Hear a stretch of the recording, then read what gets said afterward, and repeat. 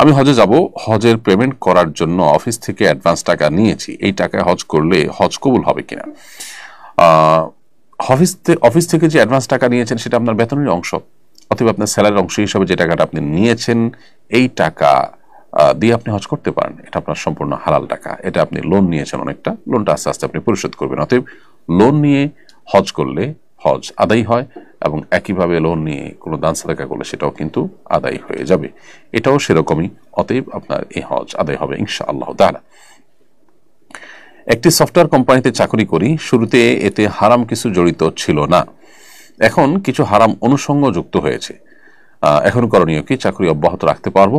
যদি আপনাকে দেখুন, সফটওয়্যার কোম্পানিতে চাকরি করে আপনি দীর্ঘদিন থেকে সেখানে উপায় উপার্জন করছেন, কিন্তু সেখান থেকে হঠাৎ করে যদি সেখানে হারাম কোনো কাজ শুরু হয় এবং সেখানে যদি আপনার ইনভলভেশন থাকে যেটি আপনাকে করতে হয়, তাহলে সেক্ষেত্রে সেখান থেকে আপনার সুইচ করার চেষ্টা করতে হবে, অন্যত্র আপনাকে চাকরি নেওয়ার চেষ্টা করতে হবে, কারণ আপনি হারামের সহযোগী হতে পারেন না।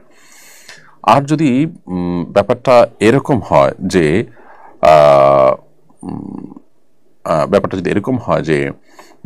আপনার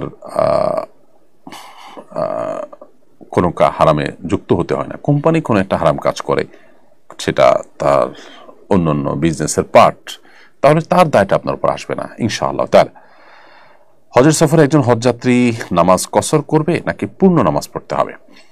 হজের সফরে হজযাত্রী যদি মুসাফির থাকেন তাহলে তিনি অবশ্যই কসর করবেন, আর না হলে তিনি পূর্ণ নামাজ পড়বেন। মুসাফির এবং মুকিমের সংজ্ঞা কি? এসব ক্ষেত্রে ওলামায়ে আহনাফের ইকরামের দৃষ্টিভঙ্গি হলো 15 দিন যদি কোথাও থাকার কেউ নিয়ত করে তাহলে সে মুকিম হিসাবে বিবেচিত হবে, এবং মুকিম হিসাবে বিবেচিত হওয়ার কারণে তিনি পরিপূর্ণ নামাজ পড়বেন। ধরুন কেউ মক্কায় 15 দিন থাকবেন, মদিনায় 15 দিন থাকবেন, তাহলে তিনি মুকিম হিসাবে বিবেচিত হবেন। 15 দিনের নিচে যদি কোথাও থাকেন তাহলে তিনি মুসাফির হিসাবে বিবেচিত হবেন, তখন তিনি একাকী বা নিজেরা জামাতে নামাজ পড়লে তখন কসরের নামাজ পড়বেন।